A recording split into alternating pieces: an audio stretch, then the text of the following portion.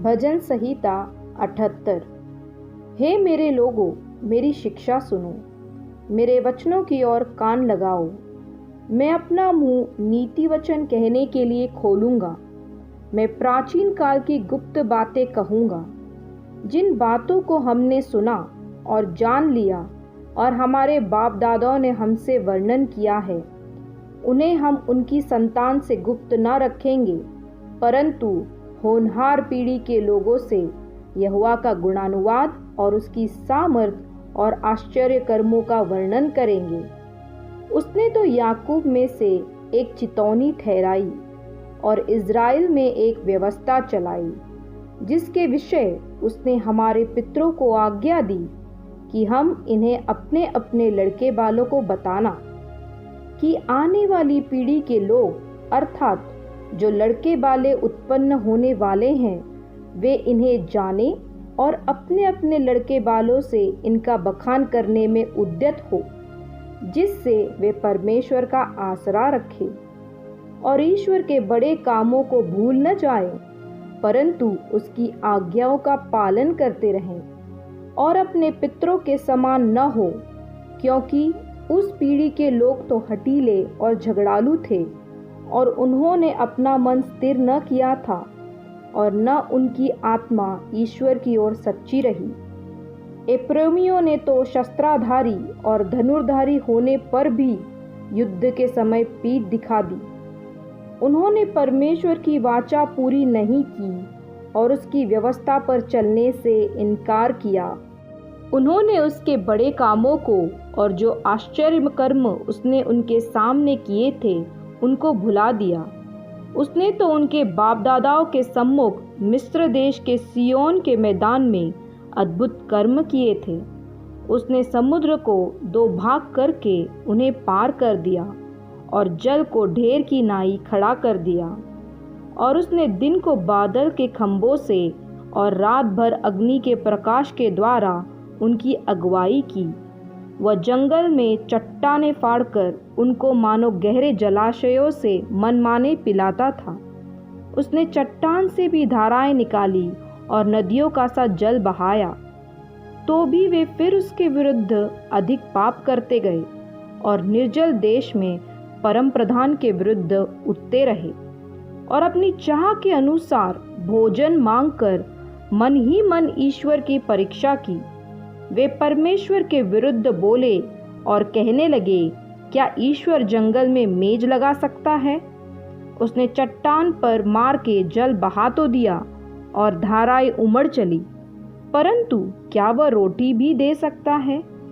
क्या वह अपनी प्रजा के लिए मांस भी तैयार कर सकता है? यहोवा सुनकर क्रोध से भर गया। तब याकूब के बीच आग लगी और इज़राइल के विरुद्ध क्रोध भड़का, इसीलिए कि उन्होंने परमेश्वर पर विश्वास नहीं रखा था, न उसकी उद्धार करने की शक्ति पर भरोसा किया। तो भी उसने आकाश को आज्ञा दी और स्वर्ग के द्वारों को खोला और उनके लिए खाने को मन्ना बरसाया और उन्हें स्वर्ग का अन्न दिया। उनको शूरवीरों की सी रोटी मिली। उसने उनको मनमाना भोजन दिया। उसने आकाश में पुरवाई को चलाया और अपनी शक्ति से दक्षिणी बहाई और उनके लिए मांस धूलि की नाई बहुत बरसाया और समुद्र के बालू के समान अनगिनत पक्षी भेजे और उनकी छावनी के बीच में उनके निवासों के चारों ओर गिराए और वे खाकर अति तृप्त हुए और उसने उनकी कामना पूरी की। उनकी कामना बनी ही रही, उनका भोजन उनके मुंह में ही था कि परमेश्वर का क्रोध उन पर भड़का और उसने उनके हष्टपुष्टों को घात किया और इज़राइल के जवानों को गिरा दिया। इतने पर भी वे और अधिक पाप करते गए और परमेश्वर के आश्चर्य कर्मों की प्रतीति न की। तब उसने उनके दिनों को व्यर्थ श्रम में और उनके वर्षों को घबराहट में कटवाया। जब जब वह उन्हें घात करने लगता, तब तब वे उसको पूछते थे और फिर कर ईश्वर को यत्न से खोजते थे। और उनको स्मरण होता था कि परमेश्वर हमारी चट्टान है और परम प्रधान ईश्वर हमारा छुड़ाने वाला है। तो भी उन्होंने उससे चापलूसी की। वे उससे झूठ बोले, क्योंकि उनका हृदय उसकी ओर दृढ़ न था, न वे उसकी वाचा के विषय सच्चे थे। परंतु वह जो दयालु है, वह अधर्म को ढांपता और नाश नहीं करता।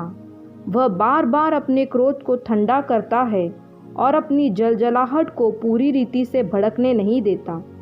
उसको स्मरण हुआ कि ये नाशवान है, ये वायु के समान है जो चली जाती और लौट नहीं आती। उन्होंने कितनी ही बार जंगल में उससे बलवा किया और निर्जल देश में उसको उदास किया।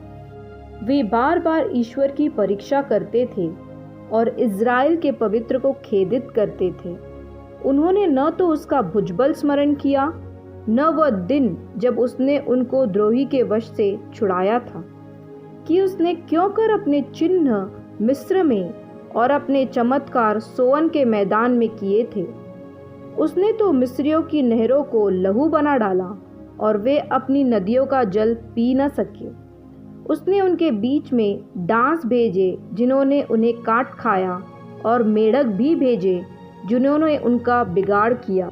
उसने उनकी भूमि की उपज कीड़ों को और उनकी खेती बाड़ी टिड्डियों को खिला दी थी। उसने उनकी दाखलताओं को ओलों से और उनके गुलर के पेड़ों को बड़े बड़े पत्थर बरसाकर नाश किया। उसने उनके पशुओं को ओलों से और उनके ढोरों को बिजलियों से मिटा दिया। उसने उनके ऊपर अपना प्रचंड क्रोध और रोष भड़काया और उन्हें संकट में डाला और दुखदाई दूतों का दल भेजा। उसने अपना क्रोध का मार्ग खोला और उनके प्राणों को मृत्यु से न बचाया, परंतु उनको मरी के वश में कर दिया। उसने मिस्र के सब पहलोठों को मारा जो हाम के डेरों में पौरुष के पहले फल थे, परंतु अपनी प्रजा को भेड़ बकरियों की नाई प्रस्थान कराया और जंगल में उनकी अगुवाई पशुओं के झुंड की सी की। तब वे उसके चलाने से बेखटके चले और उनको कुछ भय न हुआ, परंतु उनके शत्रु समुद्र में डूब गए। और उसने उनको अपने पवित्र देश के सिवाने तक इसी पहाड़ी देश में पहुंचाया जो उसने अपने दाहिने हाथ से प्राप्त किया था।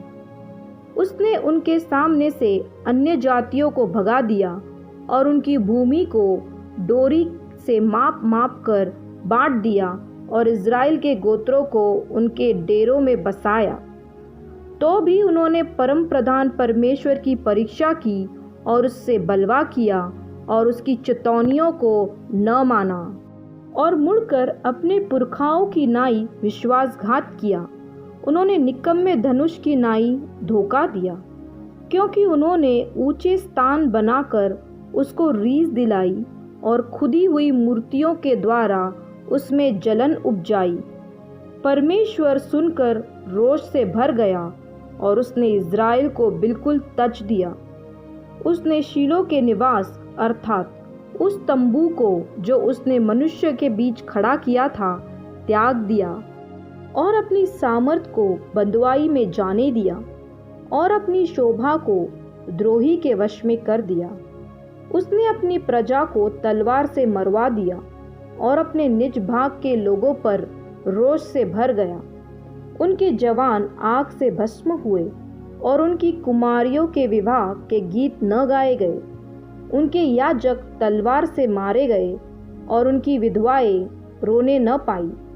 तब प्रभु मानो नींद से चौंक उठा और ऐसे वीर के समान उठा जो दाख मधु पीकर ललकारता हो, और उसने अपने द्रोहियों को मारकर पीछे हटा दिया और उनकी सदा की नामधराई कराई।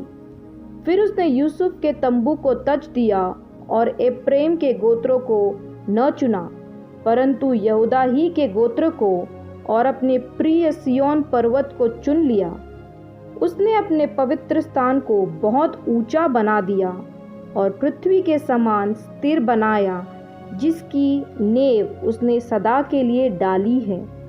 फिर उसने अपने दास दाऊद को चुनकर भेड़शालाओं में से ले लिया। वह उसको बच्चे वाली भेड़ों के पीछे पीछे फिरने से ले आया कि वह उसकी प्रजा याकूब की अर्थात उसके निज भाग इज़राइल की चरवाही करे तब उसने खरे मन से उनकी चरवाही की और अपने हाथ की कुशलता से उनकी अगुवाई की।